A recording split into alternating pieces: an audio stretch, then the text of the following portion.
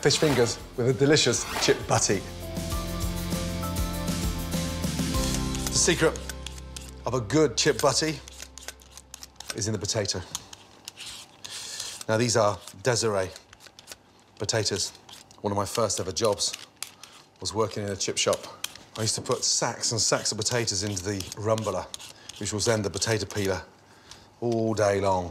Today, I'm going to do something a little bit healthier. For my oven chips with a twist, simply peel, slice, and blanch for 3 to 4 minutes. Drain, season, and cover well with paprika. Spread evenly over an oiled baking tray and place into a preheated oven for 20 minutes. Simple as that. Next up, easy fish fingers. This is pollock, a really nice, firm, delicious fish. Cut the fish in finger-size batons of fish. Put them onto your plate and just lightly salt them. If you can do that literally 20 minutes, 30 minutes before you start cooking the fish, it firms the fish up beautifully and it allows it to become a little bit more durable, especially in the pan. Now for the coating. Start by thoroughly coating the fish in seasoned flour. And then just roll it to get rid of those little sharp corners, because then it stops those corners almost burning in the pan. In to your egg wash and really coat them. Wonderful. And then this is dill. Goes brilliantly well with the fish. And run the dill through my breadcrumbs. That makes it more aromatic. Lay them onto your breadcrumbs. Nothing wrong with the chip butty, nothing wrong with fish fingers. Just give it a lovely modern twist. Beautiful. Once the fish fingers are thoroughly coated, they're ready to pan fry. And they'll need around 3 minutes on each side. I want the fish fingers to be nice and crispy. Get a really nice colour on them first, and then we'll flip them over and finish them with butter.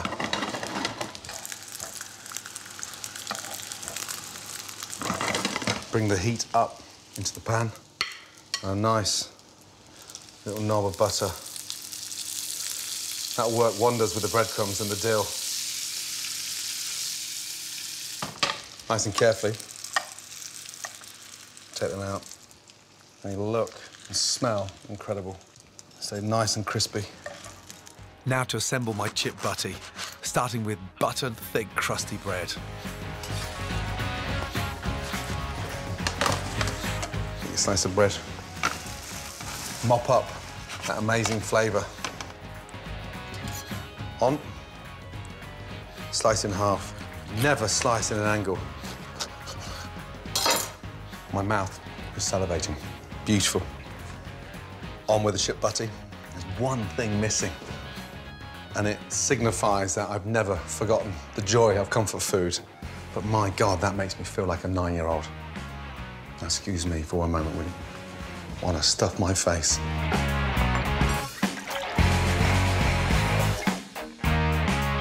Homemade fish fingers and my ultimate chip butty. So simple to make, but trust me, it tastes amazing. Cooking scrummy sardines, topped with a fragrant gremolata dressing. But first, a deliciously fresh Orzo pasta salad. This is one of the hidden delicacies of Italian pasta, Orzo. Because 90% of the time, it's always hidden in a soup or a broth or minestrone.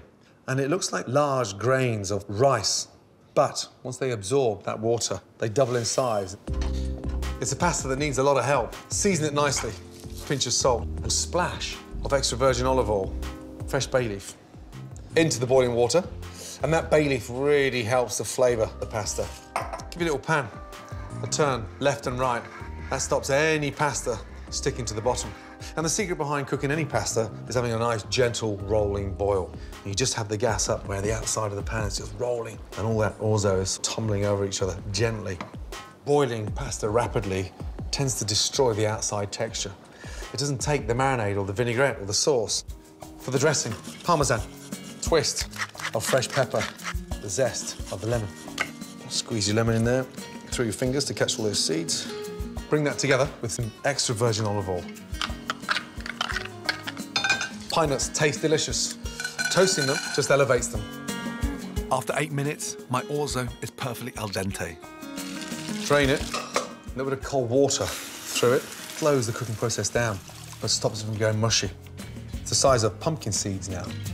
A drizzle of olive oil and into the vinaigrette whilst it's still warm. Just above room temperature. Because the warmer the pasta, the more it absorbs the vinaigrette. And now, some texture. Roquette, not finely chopped. And the fresh basil as well. Roll them up like a big fat cigar. Slice in half, and then chop the basil. For crunch, just sprinkle the toasted pine nuts. It looks like a plate of jewels. Glistens. It's a delicious, very fragrant Orzo pasta salad. Now for the sardines. Incredibly healthy and absolutely delicious grilled. Never ever be intimidated on looking for fresh fish. It's about the condition of the fish. Bright eyes, fresh gills, nice bright red interior, and the firmness of the flesh. Almost you could stand the fish up on its own. It needs to be that fresh. The best way to get flavour into a sardine is to grill it. Light seasoning, olive oil, and just roll the seasoning around. Get your rosemary, peel off a few of the little shards at the end so it's a little bit sharp. Push the rosemary in, almost like you're threading. Makes them so much more flavoursome. Never be scared of those fine little bones. I remember growing up with sardines, tinned sardines. You didn't turn your nose up at the bone. Once the griddle pan starts to smoke, lightly drizzle, and then sardines on. 2.5 to 3 minutes each side. Now for the gremolata. A vinaigrette that sits beautifully well on the sardines. Fresh leaf parsley, just run the knife once. Nothing worse when you over-chop parsley and all that delicious flavours left on the board. The zest and juice of an orange and a lemon. Just gonna turn them now. Gremolata's about fragrance, natural flavours. Brilliant for grilled meats as well. A little touch of salt and pepper. And then olive oil, just to bring it together. The garlic, I almost want to be like a secret weapon in there. Grate it. Bring that together. You've got a very fresh, clean gremolata. Almost if we're sat on the Amalfi Coast. Off. And then whilst the sardines are still nice and warm, and just thinly coat the gremolata. I'd like the parsley and the garlic to sit on top, and that citrus from the lemon and the orange to sort of dive underneath. You can see why Italian cuisine rides on the freshest and the simplest execution. They allow their ingredients to become the hero, not the chef. Orzo salad with stunning grilled sardines.